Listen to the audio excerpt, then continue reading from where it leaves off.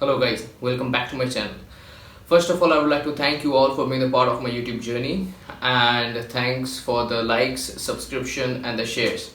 So in today's topic we'll be discussing about the most important concern of all the times, that is the APS, the thing which you need to enter Germany for your visa and your university applications. So without any further thing, let's start with my timeline.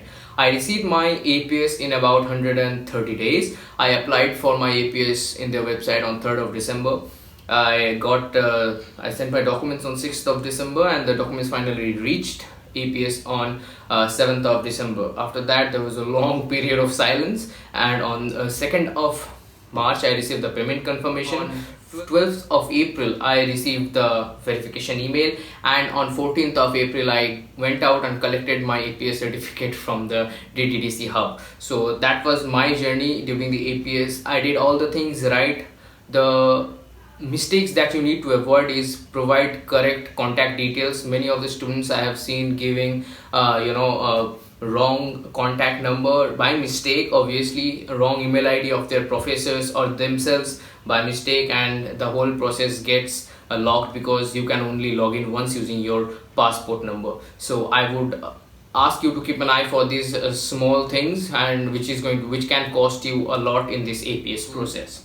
Please comment below which particular topics you have doubts in mind and you want me to cover. I give you my word, I'll try my best to give you the best solutions possible and make a video about it. So please do comment below. This video is going to be incredibly helpful for those who are looking into coming to Germany and applying in summer and winter of 2024. The student of these batches should start applying for APS already. If not now, then do it tomorrow or first thing as you are seeing this video. Apply for the APS now, because back when I started my application the waiting period was 4 months, 5 months. Now it is 6 to 6.5 months. So people who have applied in February have still not got their certificates, and they can expect their certificates to come by last week of July or first week of August. And keeping these timelines in mind and the current workforce of APS, I think people should apply as fast as possible and avoid making silly mistakes. One small thing I also wanted to tell you guys is that since the APS process was introduced in 2022 October, and the students of 2024 summer or winter semesters will be applying about a year and a half later, it has to be borne in mind that you guys need to have APS during your application, and you might not be spared if you don't have one. So have contingencies in mind and go for APS, go for applying for APS at the earliest, because in our batch, in our cases for summer and winter of 2023, the process was not streamlined, and hence the universities gave us some slack on the time of application or exemption of APS at the time of application. But keeping in mind this scenario of APS, it will be wise to apply first and get the APS first-handedly before starting your application, as many universities might not give you the option of submitting APS at a later date. So I hope it helps. So I have got 10 numbers of small doubts that people generally have. Actually 11 or 12 I have, so I'll be discussing them one by one. So like I said, first thing that you can do is you cannot control APS, so why not control our own actions? So be careful, that is my first tip. Okay, the first thing is, if your payment got cancelled in the CC Avenue payment mode, then you can now repay through the CC Avenue again in the website of APS. So kindly check the news section on the APS website for more details. You can go into the verification document and there is a green button saying pay again, and you can pay your fees online again. I paid by GPay, and as my payment also got cancelled, and the GPay mode also worked pretty fine. I just attached my Google Pay transaction receipt with my application and all was good to go. Another major thing that the student asks is, do the documents need to be colored Xerox or black and white? It has to be colored Xerox. Please go to the FAQ section. It is specifically mentioned that all the documents need to be colored Xeroxed.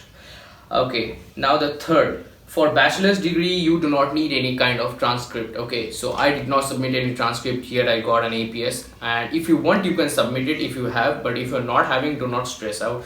It will work just fine without the transcript.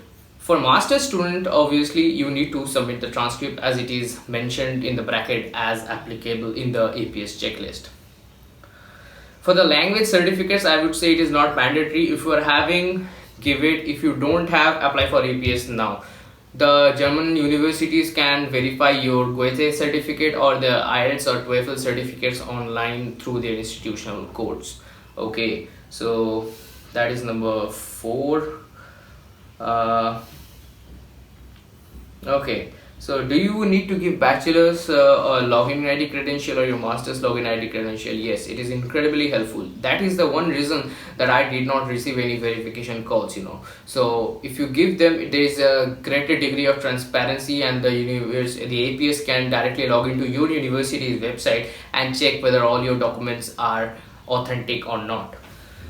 This might also spare you the trouble of contacting your professors or something. I'm not saying it is 100% same case, like if you provide login ID they will not contact your professor or something. For my case, my professors were not contacted, neither did I get any verification call or anything. So I think my bachelor's credentials were pretty much helpful to me. Okay, the next thing is the contact details of your professors or your head of the department. I strongly suggest to give your professor or HOD's official email ID, which mentions the domain name of your university or your institution, because that will help to understand whether this professor's email ID is authentic to the APS person. And also type in the email IDs genuinely and correctly, because if you mess up there, then the chances of them contacting your professors will reduce, and they will also have to contact you to get the correct email ID, and then the whole process becomes messed up and it becomes longer. So, okay, so keep that in mind. Okay, many people also ask me whether the Aadhaar number and your phone number has to be linked. Yes, it is specifically mentioned in the checklist that your Aadhaar card number has to be linked to your mobile number. So please proceed with that first and then go on applying for the APS. Okay, so if you're in the final year and you still do not have your degree certificate, but you have your provisional certificate, you can apply for APS.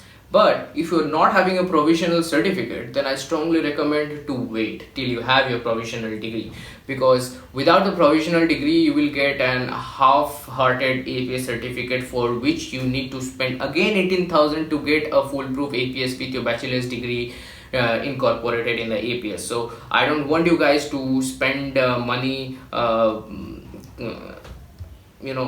unnecessarily. So wait and act accordingly, so that you save some your money, your father's money, or whoever's money it is. Money is going to be a very important factor if you're going to travel in Germany.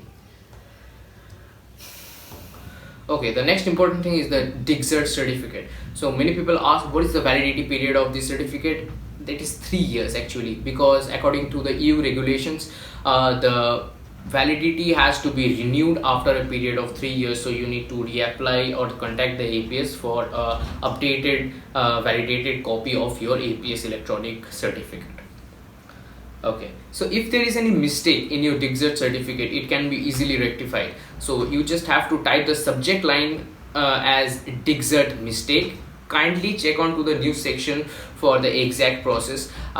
Once you type in the subject line, email to info@aps-india.de. In the body paragraph, write your concern where the mistakes are, and the APS authority will review your documents and come up with the correct and rectified document electronically stamped. Okay, another important thing is which courier should you choose to send your documents. I sent it personally through Blue Dart. You can also go for DHL or professional couriers. I would suggest don't go with India Post, because they take a long period of time, and the tracking process in India Post is very odd, and you cannot easily track your documents. So for that reason, I would suggest you to go with Blue Dart or DHL. And yeah, With that being said, I think I have covered most of the important topics and the doubts that people generally have, and I see in the different various types of groups. So with that being said, I hope you guys liked it. If you liked it, kindly give a thumbs up. Subscribe to my channel, share it with your friends and families who are looking forward for information on going to abroad in Germany for their master study or anything related to the visa process. Please check out my previous videos on 101 on the guide of how to get started with MSc in Germany, and also on the visa application process with the VFS Kolkata and cover letters and much more. With that being said, I'm concluding this video today. Next week I'll be coming up with more videos. Thank you. Have a good time. Bye bye.